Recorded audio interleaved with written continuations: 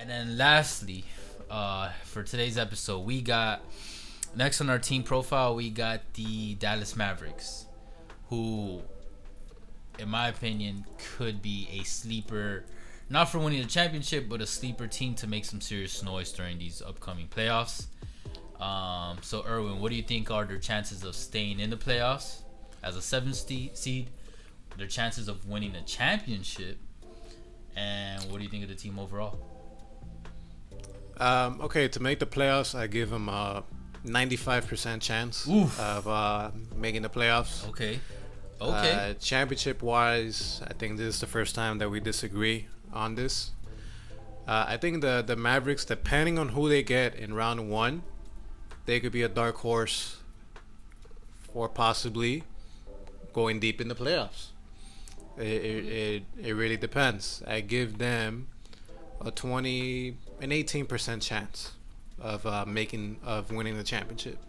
I love how you stay 2 points away from 20%, like the full. Yeah, 18 sounds like, oh, you know what? He thought about it a little bit more. Yeah, I feel you. I like that. Kind of like that. But I think we could agree as well. Based on all the teams that we have covered, arguably the Mavericks have the best duo for stars, French superstars, even better than the Blazers. With the teams that we cover right now with duo wise, they got one of the best young duos in the NBA with Kristaps Porzingis and Luka Doncic. You probably heard of those names before. I would hope so. I would hope You're so. an NBA fan? Yeah. Right now, the Mavericks, they stand at 40-27. They're the number 7 seed in the Western Conference. What I would say is the key important thing is for this season, same thing as I was saying with the Nets, where it's all about this team is for Luka and for Porzingis to keep building the chemistry that they were building because in the beginning of the season they weren't clicking so well. Yeah. I mean, Kristaps was just coming off an injury too. Exactly.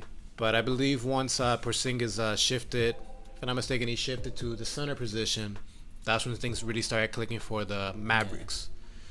It's going to be another opportunity, in games that are going to matter to see, for these guys to keep gelling. And, the Mavericks as a team, in the offseason, they're going to see, okay, now we know how Porzingis and Luka work together.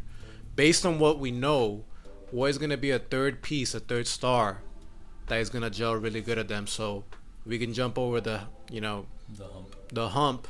Well, it's Wednesday, so hump day. To get into that upper echelon of the Western Conference. Key thing with them is right now as they stand, I believe they're gonna face the Clippers in a first round. All right. Yeah. If they meet the Clippers in the first round, they're probably gonna get either swept or they're probably gonna lose most likely they're gonna lose in 5 games. Now, hey, if the Clippers, if they manage to fall off to number 3, and they meet somebody else, in that 2-7 matchup, that's when things can get a little bit more interesting. Mm-hmm. And they might be able to make it to the second round. Or who knows? Maybe Western Conference Finals. But that's very, very, very big if. But that's my take on the Mavericks. They do have a very bright future in ahead. And that's my take. What's about you, Andrade? All right, let's start with the championship percentage. I give them for this year I'll give them 15% chance. Oh shit, this is the first time that you did it lower than me. And playoff chance, my gut is telling me 100%. Okay. But logically I'll give them like 90%. I'll give them some room for error. But they would have to really fuck this up to not make the playoffs, or like to sink so low that they don't make the playoffs.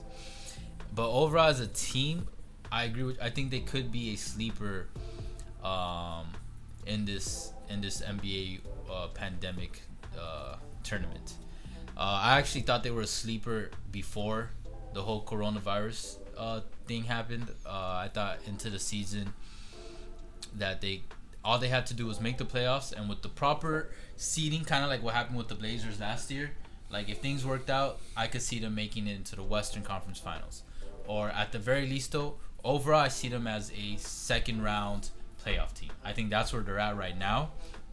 But I think this is a team with a shit ton of potential. Like, so I think honestly, this is like my big picture future vision for them. But I think Kristaps Porzingis and Luka Doncic can go down as the best international duo of all time, and possibly one of the best duos of all time. But at least international duo, I think they can go down as the best international duo in NBA history. They have the potential for that. They have the talent for that, no doubt. Kristaps just has to make sure his injury proneness goes away and he just stays healthy. And Luka, ain't not much I can like criticize on him, because like, I mean, he did have some nagging injuries. He's already developing. No, yeah, that. But I'm talking about like just his talent. Like, he's just developing so quick and so far. Like, bro, this guy is just turned 21 this year. Something like that. Like, Jesus Christ, keep doing you, Luka. Like, whatever the fuck you're doing, bro. Like, I trust you. And on top of that, they got Seth Curry and Tim Hardaway Jr., who I never believed as starting guards in the league, maybe on a really crappy team. Curry's brother? But yeah. Oh, okay, gotcha. And not Steph. Not Steph. What? Damn, man, they got the third star already. Damn. And I think they are great backup guards, or at least backup players. If they're starting guards, at least as long as they're not the focal point. And Seth Curry this season, to me, has been phenomenal. Like, he's been beating expectations, because I think expectations were fairly low. I don't think he's never gonna be Steph or on Steph's level, but the boy can shoot. Like, for real, he can shoot. He's consistent. They both he got can that play. Gene. Both got the genes. He's got good vision. Yeah, he's like, I don't know,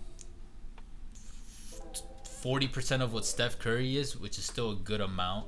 So I mean, that Curry family, man, whatever the fuck they got in their genes, it's working. Shit, man. And so when you combine those four and the rest of the squad with a pretty solid coach, like, they're gonna make some noise. How much noise? I don't know. Like I said, underdogs. I think they could, like, they got something stirring in the pot. But at most, I give them a second round playoff team, and quarantine or not, that's where I would have capped them off, unless the seeding worked out really well. But from what you're telling me, though, if they face the Clippers in the first round, they have no chance. Then there is no second round. Yeah. Yeah, no chance. 0% chance. No, boy, nothing. Kawhi just. Nah, man. Kawhi.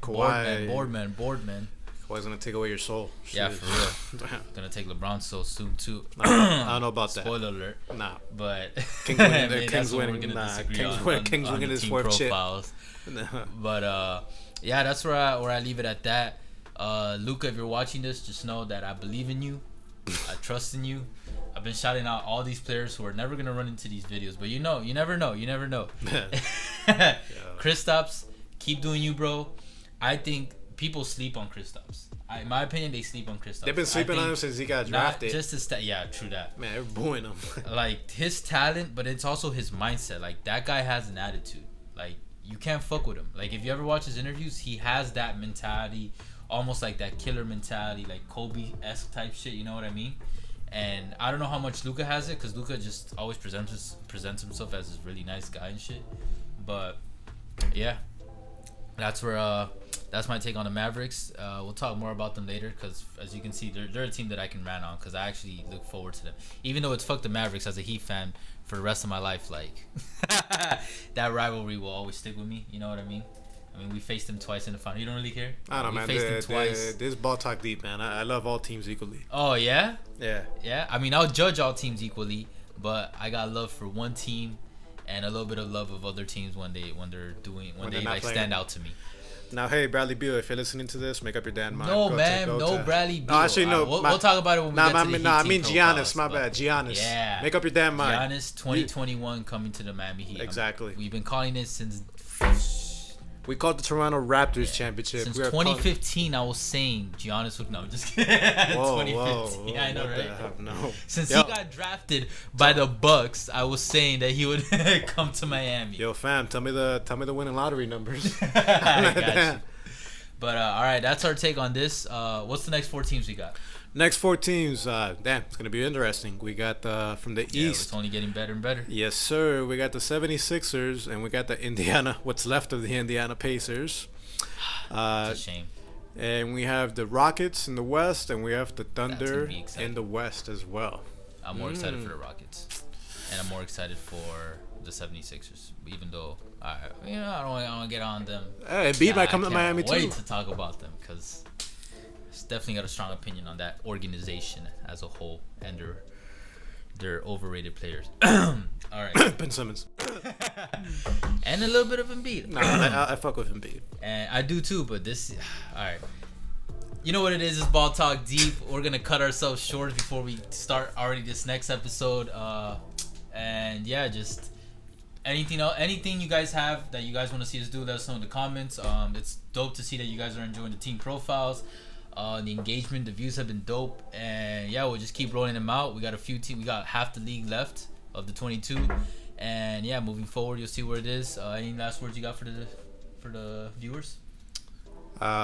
You guys see that little red button, on top or on the side? Nice. Make sure I hit that. And the little bell, so you can get notified. If you don't, it's cool. Just hit the red button. Comment below. Let us know your opinions. Trash us, praise us, whatever the fuck you feel like it. Let us know. We'll take it. And as you can see, we'll always respond. And yeah, give us your take on anything. We love discussing NBA, as you can tell, obviously. And check us out on what? Twitter? Insta? We're on Twitter, IG, TikTok, even though it might get banned pretty soon. True that. And YouTube.